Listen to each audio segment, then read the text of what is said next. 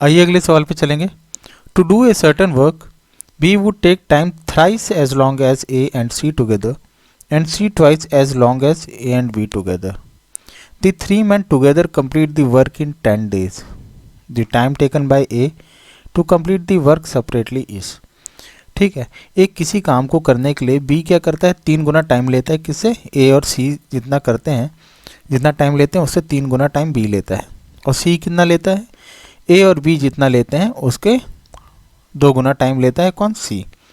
तीनों आदमी जो है B, A और C की बात कर रहा है, जो तीनों 3 मैन बोल रहा है, तो A B C की बात कर रहा है। तीनों मिल के काम को 10 दिन में ख़त्म करते हैं।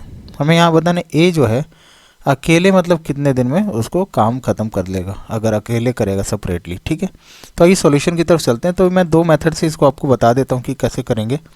ठीक है, तो आपको जो बेहतर लगे, तो एक रेशियो वाले मेथड से मैं बताऊँगा और एक दूसरे मेथड से। ठीक है, तो हम यहाँ पे देखिए, सबसे पहले मैं बात करूँगा B की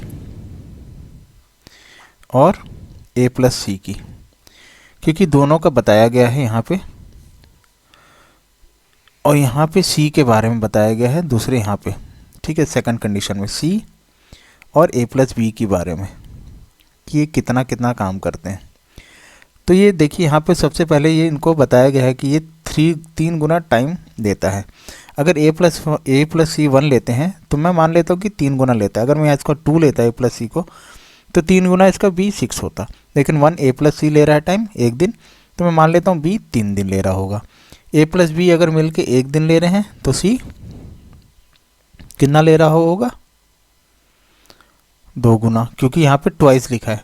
ठीक है, तो B यहाँ थ्राइस ले रहा है क्वेश्चन के हिसाब से, और C कितना ले रहा है? ट्वाइस ले रहा है A प्लस B से। ठीक है, तो अगर मैं एफिशिएंसी की बात करूं, एफिशिएंसी के बारे में प्रीवियस क्वेश्चंस में बताया हूं कि एफिशिएंसी जो होती है, यहाँ साइड में आपको फिर से बता देता हूं, is inversely proportional to time. ठीक है, या तो आप time is inversely proportional to efficiency time and work के हिसाब से। ठीक है, अगर B 3 डेज ले रहा है और A प्लस C 1 ले रहा है, तो इनकी एफिशिएंसी क्या हो जाएगी? एक दूसरे की अपोजिट हो जाएगी। मीन्स B की एफिशिएंसी 1 हो जाएगी और A प्लस C की एफिशिएंसी कितनी हो जाएगी? 3। ठीक है, ये होता है इन्वर्सली प्रोपोर्शनल। ठीक है, जितना टाइम ले रहे हैं उसका इन्वर्स। ठीक है, यहाँ पे उसी तरीके से A प्लस B की एफिशिएंसी यहाँ पे हो जाएगी। यहाँ पे टाइम था इनका 2 डेज, एफिशिएंसी क्या हो जाएगा? A प्लस B वाली जो 1 है वो इनकी एफिशिएंसी हो जाएगी, जो A प्लस B टाइम ले रहा है वो C की एफिशिएंसी हो जाएगी, और C जितना टाइम ले रहा है वो A प्लस B की एफिशिएंसी हो जाएगी। तो मीन्स इनकी एफिशिएंसी 2 है।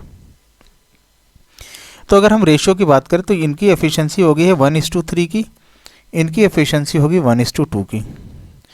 तो अगर मैं इन A प्लस C का सम करूं, B plus A plus C का सम करूं, तो कितना होगा? 1 और 3। B की वैल्यू 1 आई है एफिशिएंसी, A प्लस C की आई है एफिशिएंसी 3, तो 1 प्लस 3 4। और यहाँ पे अगर मैं C plus A plus B करूँ तो यहाँ पे होगा 1 प्लस 2 कितना? 3। ठीक है, इनकी एफिशिएंसी कितनी हो गई? मिला के 3 हो रही है। लेकिन जब हम एक ही क्वेश्चन की बात करें तो इनकी एफिशिएंसी मिला के सेम होनी चाहिए थी। तो यहाँ पे अगर हम इनकी एफिशिएंसी सेम नहीं है, तो अगर मेरे को इनकी एफिशिएंसी सेम करनी है तो एक ऐसा नंबर हमें नियरेस्ट चुनना होगा जो कि इसके बराबर हो, जिससे हम मल्टीप्लाई करें तो वो बराबर हो। तो अगर मैं इसको 3 से मल्टीप्लाई करूँ तो 12 हो जाएगा, यहाँ भी 4 से मल्टीप्लाई करूँ तो 12 हो जाएगा। तो मीन्स अगर मेरे को A plus B plus C को 12 बनाना है, तीनों की एफिशिएंसी को 12 बनाना है, तो मुझे 4 से मल्टीप्लाई करना पड़ेगा। किसको? इनकी एफिशिएंसीज़ को। ठीक है, इनकी एफिशिएंसीज़ को 4 से मल्टीप्लाई करना पड़ेगा इस वाले में, और इधर मुझे मल्टीप्लाई करना पड़ेगा किससे? 3 से। तो 3 से मल्टीप्लाई कर दिया मैंने इनकी एफिशिएंसी। तो अब इनकी जो हमने एक्चुअल एफिशिएंसी क्या आ जाएगी, जिससे हमारे A plus B plus C एक बराबर हो जाए, तो 3:, यहाँ पे 3 × 1 3, और यहाँ पे 3 3 जा 9। उसी तरीके से यहाँ पे इनकी एफिशिएंसी कितनी आ गई? C की एफिशिएंसी आ गई 4, और A प्लस B की आ जाएगी 4 2 जा 8।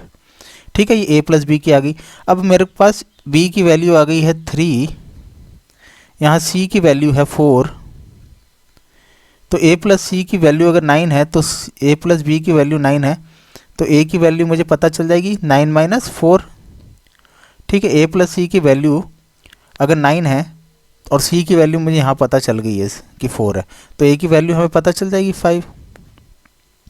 अब आप देखेंगे ए प्लस बी प्लस सी कितना हो जा रहा है 12। ठीक है, इधर भी आप देख सकते हैं कि 12 आ रहा था, यहाँ 12 आ रहा था, तो कंडीशन हमने दोनों तरफ सेटिस्फाई की कि ए प्लस बी प्लस सी हमारा 12 हो गया। ठीक है, तो हमारे पास एफिशिएंसीज आ गई। अब हमें यहाँ पे बताया गया कि 3 men together complete the work in 10 days। 3 आदमी कौन है, ए plus B plus C 10 days में काम कर रहे हैं। ठीक है, तो मैं हमेशा आपको एक चीज़ बताता हूँ कि एक फॉर्मूला होता है man power time and work में, ये बहुत इंपॉर्टेंट चीज़ है, इनटू टाइम जो होता है डेज, वो क्या होता है टोटल वर्क के बराबर होता है कि कितना टोटल काम है। तो अगर ए प्लस बी प्लस सी की एफिशिएंसीज हमें पता चल गई 3, 4 और 5 है। ठीक है, सीक्वेंस थोड़ा सा चेंज है। ठीक है, 3, 4, 5 मैंने एक बार इनको मैंने इंक्रीजिंग ऑर्डर में लिख दिया, लेकिन ए की वैल्यू जैसे 3 मैंने यहाँ लिखी तो 3 नहीं है, ए की वैल्यू क्या है 5 है, बी की क्या है 3 है, तो आप इसे कंफ्यूज मत होइएगा। ठीक है, इंटू 10, तो हमारे पास ये 12 इंटू 10 है, तो हमारे पास टोटल वर्क आ जाएगा कितना 120 यूनिट्स टोटल वर्क आ गया। देखने में आपको लंबा ये सॉल्यूशन लग रहा होगा, लेकिन ये लंबा नहीं है, टोटल वर्क आ गया हमारे पास 120 यूनिट्स। ठीक है, टोटल वर्क हमारे पास 120 यूनिट्स है और हमें बताना है कि ए कितने दिन में काम करेगा, तो आप इसी फॉर्मूले में वापस डाल सकते हैं। ठीक है, मैन पावर क्या है ए इंटू डेज, ए का काम करना है हमें पता करना है और टोटल वर्क कितना है। ठीक है, इस वाले फॉर्मूले में वैल्यू को पुट करूँगा। ए का हमें पता है कि एफिशिएंसी 5 की है, डेज पता करना है, टोटल वर्क 120, डे कितना हो जाएगा 120 अपॉन 5, 24 डेज। ठीक है, 24 डेज हमारा ऑप्शन बी आंसर आ जाएगा। ठीक है, एक तो ये मेथड हो गया हमारा। ठीक है, ये हो गया हमने एफिशिएंसीज को लेके यहाँ पे निकाला है। अब हमें अगर एफिशिएंसीज को अगर आपको ये मेथड पसंद नहीं आया, अभी दूसरे मेथड से अगर आपको निकालना है तो कैसे निकालेंगे, तो आइए हम उस सॉल्यूशन को भी देख लें। तो देखिए उसमें क्या करना है आपको,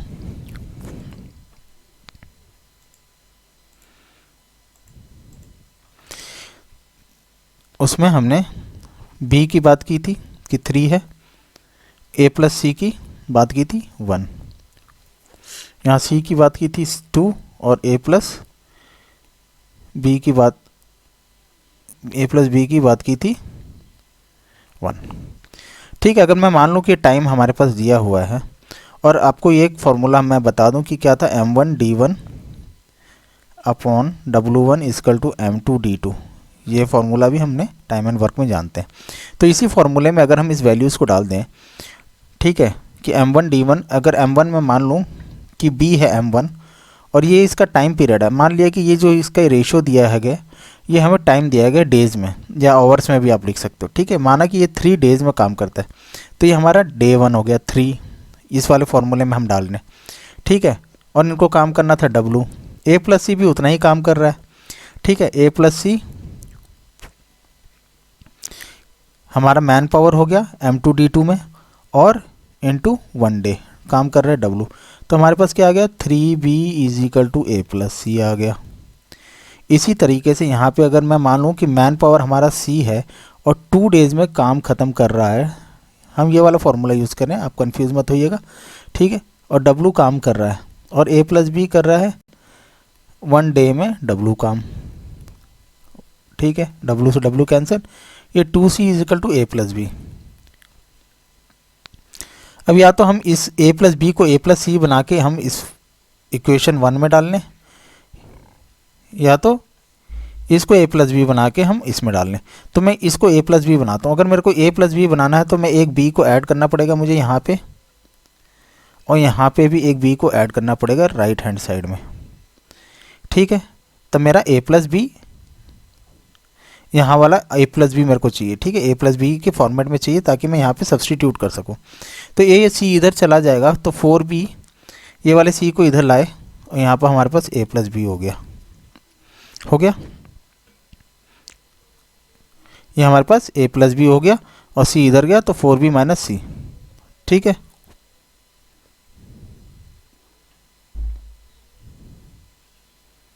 कुछ a plus C a plus B. ठीक है, तो ये हमारे पास a प्लस बी के फॉर्मेट में आ गया। तो मैं अगर 2c इस फॉर्मेट को इसमें डालूँ, इस वाले सॉल्यूशन को जो निकला a प्लस बी की वैल्यू, तो अगर हम यहाँ पे डाल दें 2c is equal to 4b minus C, 4b minus C में डाला तो यहाँ पे हमारे पास क्या आ गया 3c is equal to 4b। c upon b हमारे पास क्या आ गया 4 और 3। अगर मैं मान लूँ कि जो इसको करस्पॉन्ड कर रही है इनकी एफिशिएंसीज है, b की एफिशिएंसी 3 है, b की एफिशिएंसी 3 है और c की यहाँ पे देखिए 4 आई है, तो a की एफिशिएंसी हमारे पास कितनी हो जाएगी, किसी वैल्यू में पुट करेंगे, अगर आप पहले वाले में डालेंगे तो यहाँ पे अगर 3 3 जा 9, 9 माइनस c की वैल्यू 4 है, अगर पहले इक्वेशन में हम डाल रहे हैं। ठीक है, b और c की वैल्यू आप पहले इक्वेशन में डालिए तो हमारे पास a की वैल्यू कितनी आ जाएगी 5। तो आप देख सकते हैं कि पहले जो हमने किया था तो ये क्या आ गया था एफिशिएंसी, प्रीवियस सॉल्यूशन जो किया था उसमें इनकी एफिशिएंसीज भी यही आई थी, 3 4 और 5 आई थी। तो अब हमने क्या किया था a plus B plus C man power into days वाला फॉर्मूला लगा के टोटल वर्क निकाला था। a plus B plus C की एफिशिएंसी क्या आई 3 4 5, a plus B plus C 10 days में इन्हों काम कर रहे हैं, यहाँ पे दिया हुआ है। तो टोटल वर्क हमारे पास क्या आ गया 120 यूनिट, 120 यूनिट आ गया। ठीक है, अब 120 यूनिट आ गया, अब फिर हमें इसी 120 यूनिट को इसी फॉर्मूले man power into days is equal to total work में हम डाल लेंगे। तो हमारा मैन पावर क्या है a है, डे कितना पता करना है, टोटल वर्क 120 है, a की एफिशिएंसी कितनी है 5 into day is equal to 120। मैं स्टेप बाय स्टेप इसलिए बता रहा हूँ ताकि आप कंफ्यूज ना हो। तो 120 अपॉन 5 2 जा यहाँ कैरी 2 5 4 जा 24 डेज। ठीक है, 24 डेज। तो आप इस मेथड से भी कर सकते हो, यहाँ पे आपको एफिशिएंसी की कंसीडर बाद में निकालना है, एफिशिएंसी कैसे निकालना है। ठीक है, या तो आप इसकी एफिशिएंसी को क्या लिखेंगे, यहाँ से इनका इन्वर्स लिखेंगे जैसे हमने प्रीवियस सॉल्यूशन में किया था, या तो आप इस मेथड से इसको टाइम पीरियड को लेके और ये मैन पावर, ठीक है, man power m1 d1 upon w1 से इनके एफिशिएंसीज तक पहुँचेंगे इक्वेशंस बना के। ठीक है, तो आशा करता हूँ समझ में आया। तो लाइक शेयर सब्सक्राइब जरूर करें। Thank you for watching.